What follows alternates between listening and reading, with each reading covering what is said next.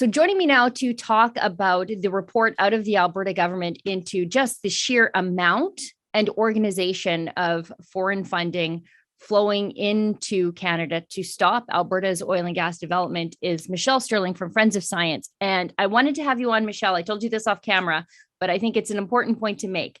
At Friends of Science, you take these big, huge issues and you guys read and research through these volumes of research and then break it down so that the normal person who doesn't live in this world can understand what these big policies mean and what are the implications for the real world.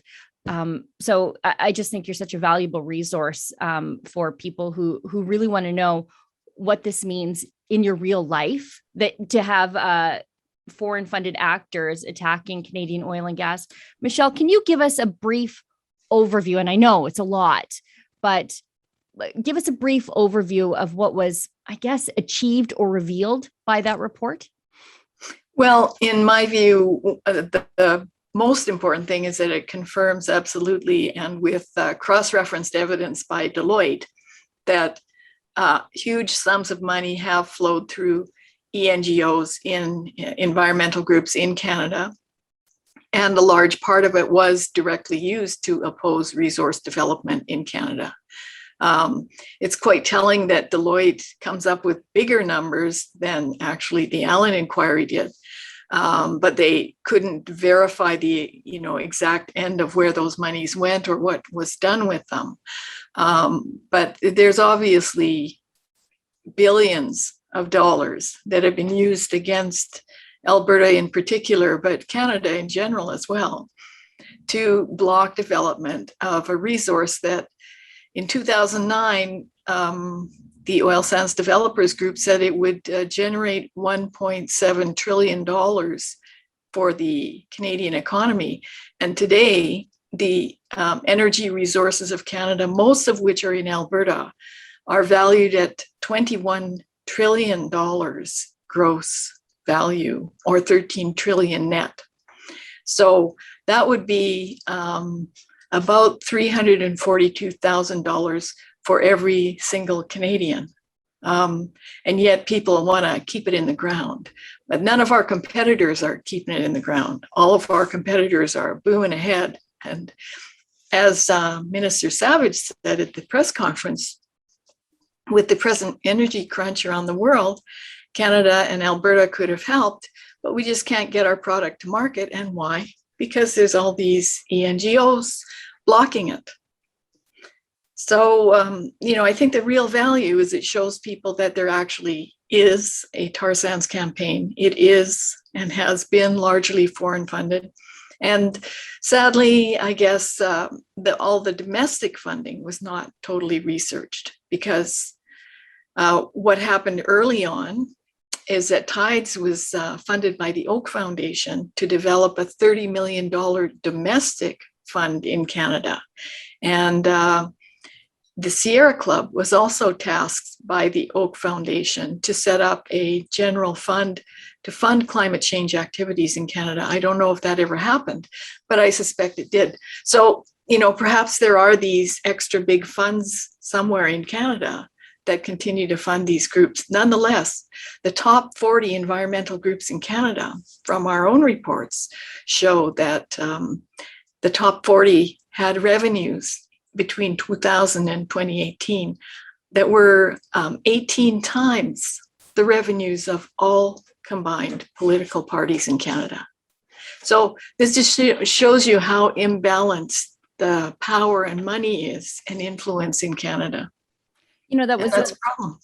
It definitely is, because as you point out, Deloitte really couldn't even get the full forensic accounting of this because of the vagaries in the law. So the findings say between 2003 and 2019, Canadian-based environmental initiatives received $1.28 billion in foreign funding. The commissioner noted this amount is likely significantly understates the true funding value, as Canadian charity law, which allows re-granting of these donations, renders many donations untraceable. Mhm. They were able to find 325 million that was received for Canadian-based environmental initiatives, which remained in the US, such as anti-pipeline campaigns. Yeah, and it's interesting. Like I've seen a few tweets where David Kahn is squawking about using the $1.2 billion figure because apparently a large part of that was dedicated toward conservation and land issues. But really, what do these conservation and land issues mean? Sometimes it's things like the Great Bear Rainforest, which is now a carbon credit trading place. Canadians don't benefit from that. Or sorry to interrupt you, Yellowstone to Yukon, which is basically a tool to use grizzly bear habitat to block Eastern Slopes oil and gas development. Right. Like I wrote an op-ed in 2013 and I called it the Great Eco Wall of Canada.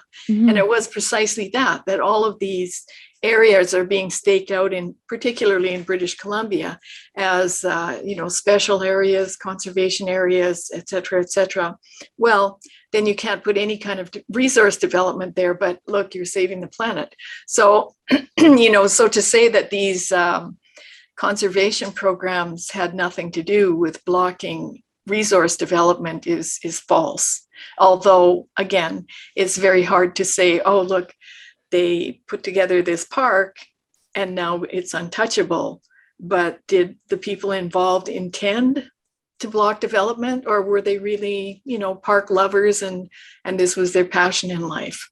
And, and I think that was actually kind of very fair of the commissioner to note that many people are concerned about climate change. Many people are concerned about nature and conservancy. That's fair, but the way in which this whole program has developed was not open and transparent. So those who had different views did not have the same opportunity to challenge or confront these groups as they developed their plans. If you'd like to get access to my show, as well as other great TV style shows too, like Ezra's Nightly, Ezra Levant Show, and David Menzies' Friday night show, Rebel Roundup, just go to rebelnews.com/subscribe. That's rebelnews.com/subscribe.